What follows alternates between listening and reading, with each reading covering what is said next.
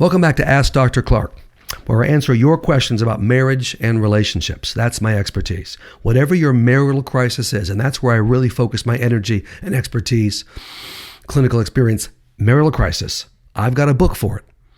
And you can use my phone advice service to talk with me about your situation. Many are doing that each week.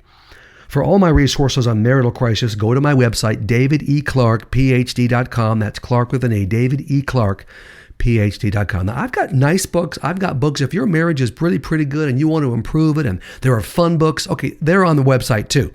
I have a book for everything, but what I focus on is marital crisis.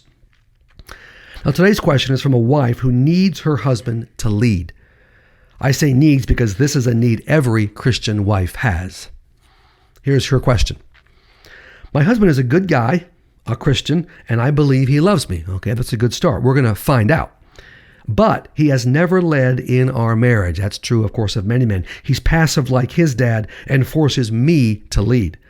What can I do to help him lead me? Boy, if I've heard that question once, I've heard it a million times. Through phone advice sessions from wives who are desperate for their Christian husbands to lead and aren't doing it, or here in my therapy office. This is my therapy office and my studio, in case you were wondering. Here's my answer to her question.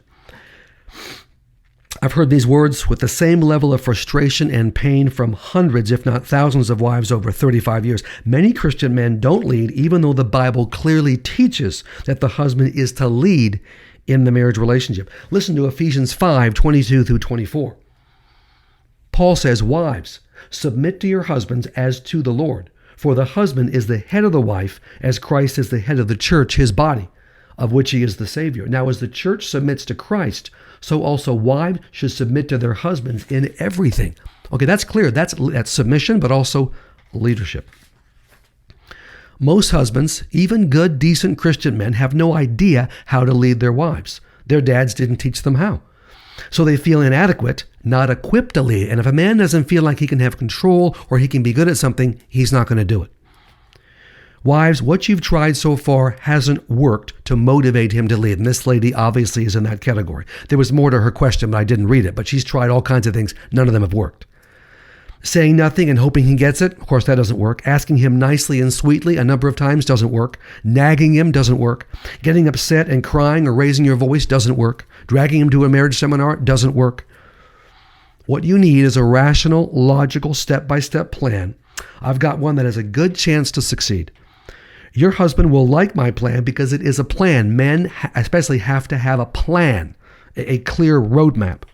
And he won't have to see a counselor. If he does what I want him to do, he won't have to see most men never want to see a counselor. Well, he doesn't have to if he follows these steps.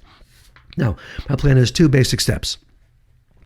Number 1, I recommend you buy my devotional, The Secret to Becoming Soulmates. All right? One of my recent books.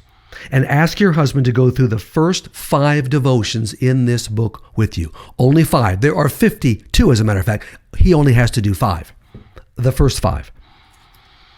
Now these devotionals, these first 5 devotionals, as you'll see, will get him engaged, help him open up and talk about personal issues, and reveal why he has trouble leading you. There's going to be some seeds, because it's about background and family and mom and dad and their marriage. This may reveal some things to him. Okay, it's a beginning, it's a start to the leadership training process. Step 2, I want you to buy a second book. That is my book, Married But Lonely, and follow my plan in this book, Married But Lonely. All right. As you're getting the impression, and you're right, this leadership training program of mine isn't just a quick 5 steps. No, it's going to take longer. It's going to take weeks, even some months to get done. But if it gets done, he'll be the leader.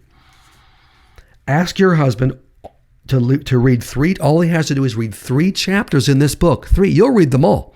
Okay, because you're a woman and you bought the book and you care more than him about leadership. But 3 chapters, 5, 6, and 7.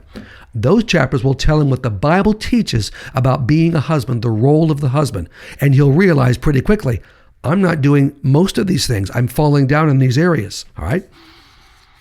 So these steps will get his attention, help him realize how he is hurting you, make your needs clear to him, and show him how to lead you.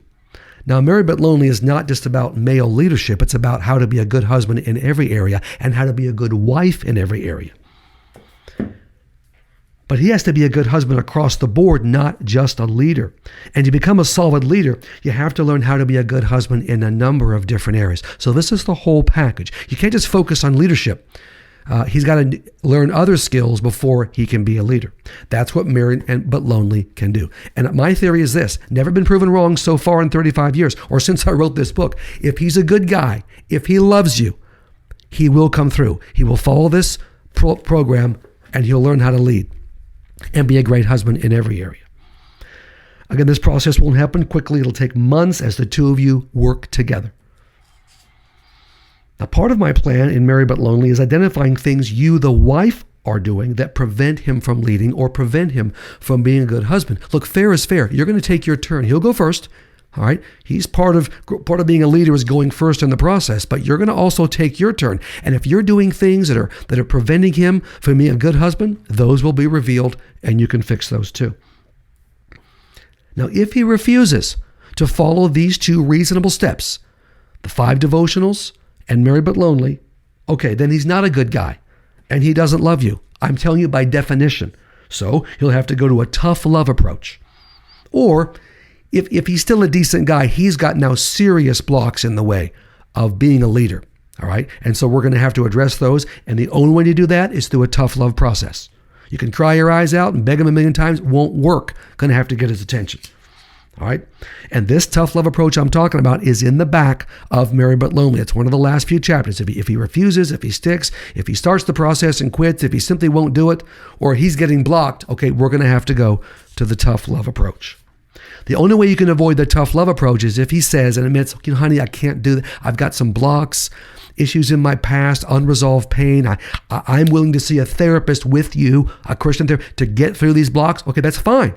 We don't have to go to the tough love. But if he's not going to do that, all right, not going to make the effort to see a counselor or to work in this area of leadership, okay, then go to tough love.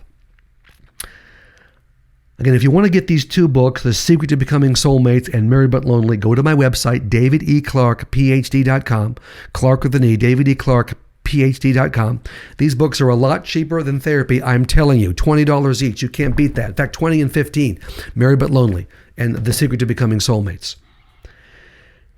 And by the way, and this is important to us, and hopefully to you too, if you want to support us in our mission for saving marriages and improving marriages in crisis, subscribe to my YouTube channel, subscribe to my podcast, tap the like button, and if you can leave a rating and a review on Apple Podcasts, boy, that will make a difference to us growing our audience and saving more and more marriages. And again, if you've got feedback from me, if you want to ask me a question that you want me to answer in one of these videos, Ask Dr. Clarke videos, hey, just zip the email to me.